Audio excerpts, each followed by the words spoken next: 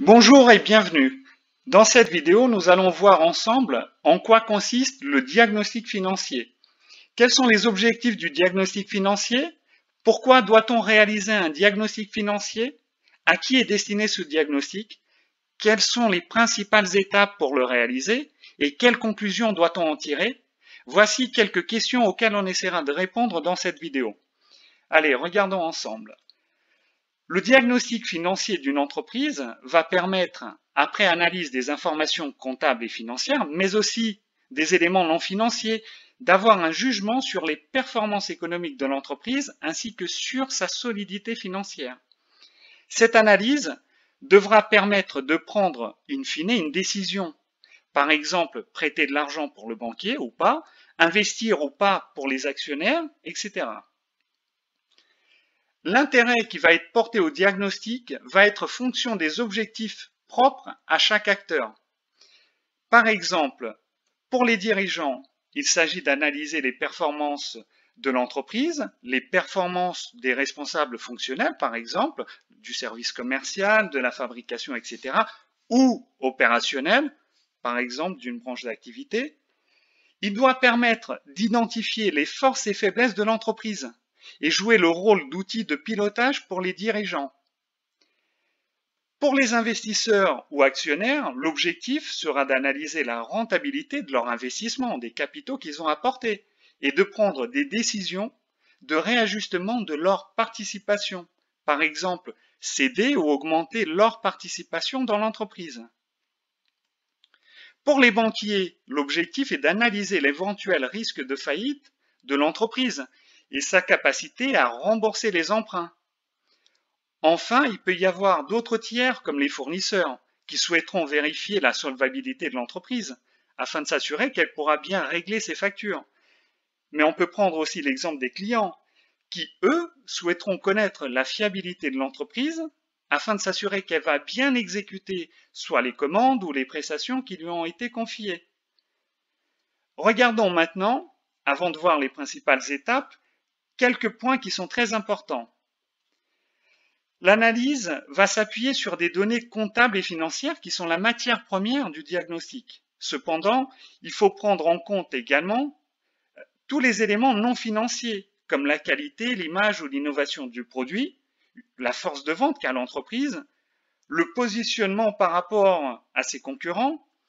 Ces données viendront compléter l'analyse chiffrée et présenter les forces et faiblesses de l'entreprise. Un deuxième point qui est très important est la comparaison avec les chiffres du secteur d'activité de l'entreprise, car il peut y avoir des ratios propres au secteur d'activité, par exemple un taux de rentabilité, des capitaux investis, une marge brute, etc. Et le dernier point très important pour une bonne analyse est de faire une comparaison sur plusieurs années, avec un minimum de 3 années consécutives. En effet, par exemple, l'analyse d'une seule année apporte très peu d'éléments et elle ne permet pas de voir l'évolution de l'activité de l'entreprise dans le temps. Il se peut également que l'analyse d'une seule année ne soit pas représentative de la vraie situation de l'entreprise. Imaginons que l'entreprise a réalisé une année exceptionnelle en termes d'activité, ou même l'inverse. Regardons maintenant les différentes étapes qui permettent de conduire à la réalisation d'un diagnostic financier. Donc, une fois qu'on a collecté toutes les données financières et extra-financières qu'on vient de voir, l'analyse peut commencer. Cependant, il est important de préciser que l'analyse financière peut varier en fonction des acteurs et donc, comme on l'a vu, des objectifs recherchés, qui ne sont pas les mêmes pour un banquier que pour un actionnaire, par exemple. Donc, la première étape consiste à analyser d'abord la performance économique de l'entreprise en commençant par le compte de résultat. On va regarder notamment comment l'activité a évolué, ainsi que comment la marge a évolué, le seuil de rentabilité, etc. Ensuite, dans un deuxième temps, on va s'intéresser à la performance des capitaux investis, notamment en regardant comment l'entreprise utilise ces fonds qui ont été mis à sa disposition. On regardera notamment les immobilisations ou le besoin en fonds de roulement, le BFR. Il faut regarder ensuite la solvabilité de l'entreprise. Ça veut dire quoi? Ça veut dire qu'on va regarder si l'entreprise peut faire face à l'ensemble de ses dettes en liquidant tous ses actifs. Autrement dit, si l'entreprise arrête son activité et vend tout ce qu'elle possède, tous ses actifs, est-ce que ça lui permettra de payer son passif, c'est-à-dire ses dettes?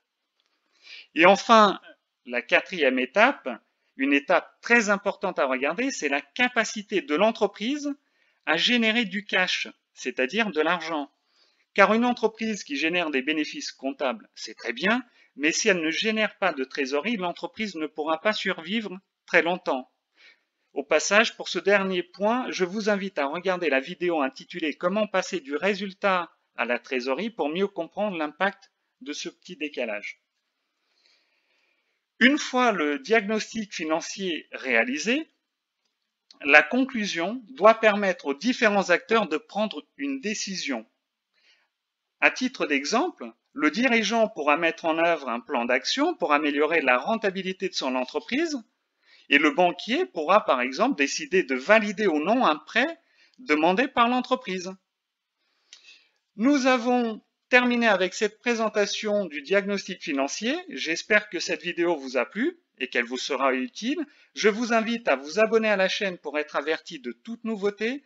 N'hésitez pas à liker, à laisser vos commentaires auxquels je répondrai ou à partager la vidéo. Je vous dis merci et à très bientôt pour de nouvelles thématiques.